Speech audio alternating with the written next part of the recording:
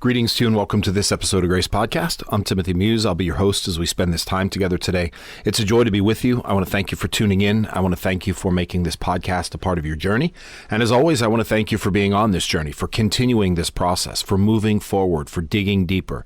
If this is your first time at the podcast, then welcome aboard. Welcome to the sessions. There's a vast library of previous episodes I would encourage you to take a look at. If you're coming back, then welcome back. Thanks for tuning in. Thanks for continuing on this path. It is a joy to have you here. It is a joy to walk with you and work with you through this, to be able to come alongside and offer maybe just a little nugget, maybe a little encouragement, maybe a little reminder, whatever it is that I can bring through these words, through this podcast. I'm blessed to be able to do it. And I'm thankful that you're tuning in, that you're taking advantage of it.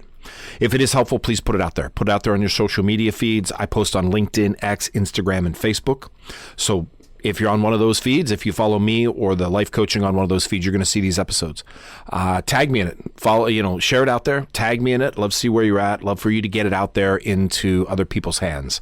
This is not proprietary information. This is something that I want as many people to get a hold of as possible. It really, really is. It's something that I think can benefit all of us, even if it's just for a few minutes. If you're on one of the listening platforms, Spotify, iHeartRadio, or Amazon Music, then follow us, give us a rating and review. Every positive rating and review tells the platforms that people are listening, and you'll get a notification when a new episode comes out. And if you want to reach out to me directly, GraceLifeCoaching.com is the website. I truly would love to hear from you, GraceLifeCoaching.com. So welcome back. We have been moving through this process of what can we learn as we winter, as we prepare for spring, as we look around us. And so far, you've done some incredible work. We've gone down some incredible roads. We've honored our season of waiting and embraced emotional winter. We're clearing out old soil and building up new habits and planting good seeds. Today, I want to get practical about something that comes along all the time, something that is inevitable because we're alive and because we don't live on an island by ourselves, and that is the unexpected. No matter how well you prepare, no matter how clear your vision is, no matter how grounded your habits, every spring brings storms, and everything has those unexpecteds. So today, I want to talk about weathering the unexpected. Flexibility when conditions change, which is really, really important. We're going to look at a resilience and adaptability and emotional steadiness, not despite uncertainty, but through it. Look, when we can guarantee that uncertainty and unexpected changes are going to happen, when we can work them into the process, we can be far more prepared for them. I mean, look at the springtime. It'd be awesome if spring just bloomed up one day and it's warm and sunny all the time and everything's predictable. Spring is not predictable. Spring is an unpredictable season. It has sudden rainstorms, warm days followed by cold snaps, wind, sun, fog, frost, sometimes all in the same week, and depending on where you live, sometimes in the same day. Here in this part of the country where I'm at here in Ohio, we always say, you don't like the weather, wait 5 minutes, it's going to change. Well, springtime is a very unpredictable season. Springtime is transitional. It's beautiful, but volatile. And your personal spring, your season of growth, movement, and new beginnings, it works the same way.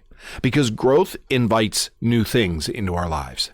Growth invites new responsibilities, new challenges, new pressures, new expectations, new emotional edges, new fears, and new choices. It's a myth to think that once things start going well, they're going to continue to go well.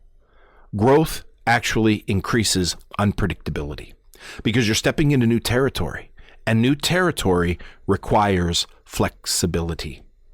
It requires flexibility.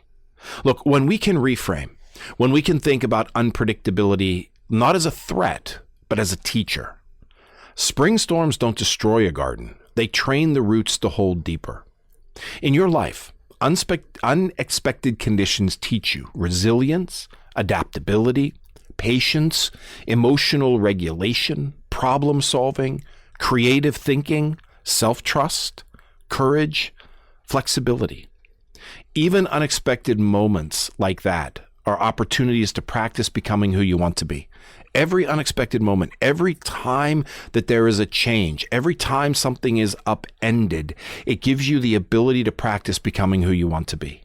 Storms strengthen you. It's really important to get that. Storms strengthen you. And storms happen all the time.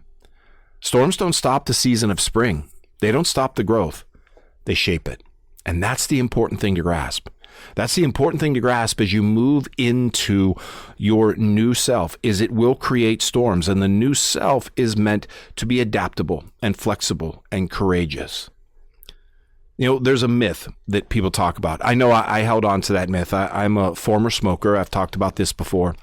And there were times in my life where I'm like, I really do need to quit smoking because this is not a good thing for me. I need to get away from this habit because it is killing me. But I'll do it when things calm down. I'll do it when things get better. That's the myth. Once things calm down, it's the most common form of self-sabotage. If things just calm down, I'd make progress. If life weren't so chaotic, I'd stay consistent. If circumstances were different, I'd thrive.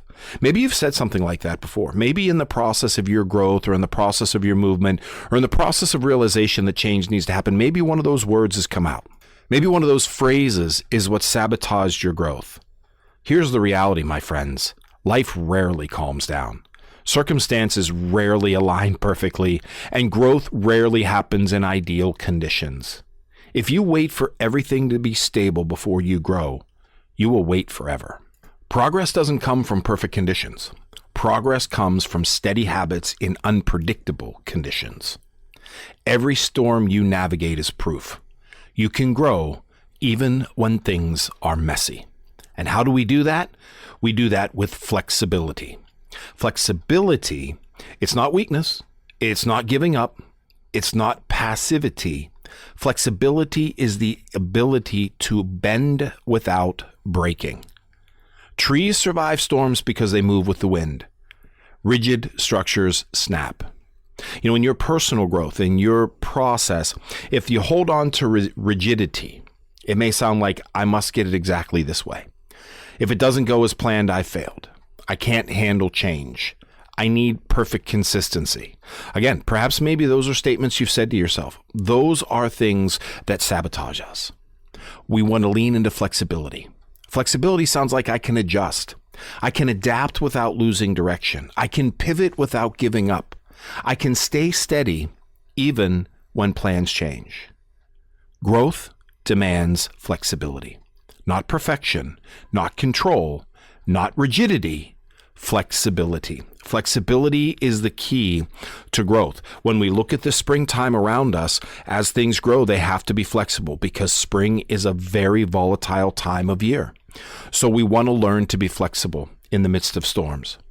So what are some of the storms that we face? What are some of the storms that we can confront here and learn to really lean into and be flexible in? There's emotional storms. We all have emotional storms. Sudden insecurities, like, oh, am I really doing the right thing? Or I don't know if I really can do this. Or overwhelming.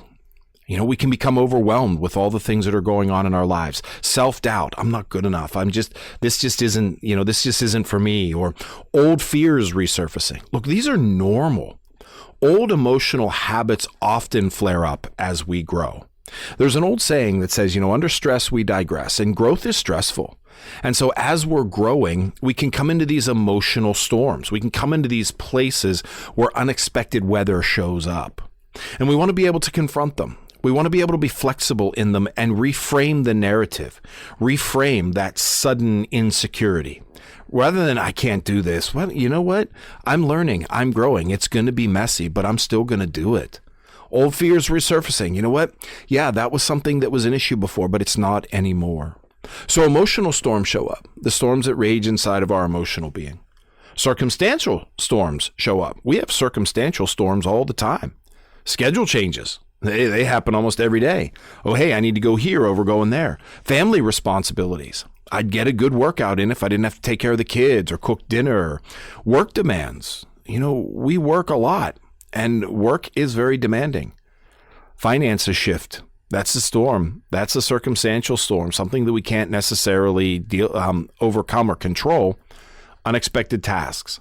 Look, when these things come up, they're not failures. They're storms, but you adjust. That's where learning to be flexible is really the key in that, is learning to adjust in those things, adjusting in those circumstantial storms, keeping your discipline and your habits, even though the storms rage around your circumstances. Like I said before, rarely do we have the perfect circumstances. So if we don't have the perfect circumstances, we have to learn to do what we want to do in the circumstances that we have. Then there's relational storms. Look, when you grow, sometimes people around you feel challenged. I've talked about this in the past. We live in systems, and the system wants to keep us where we are because the system is comfortable with where we are. When we grow, we're challenging the system.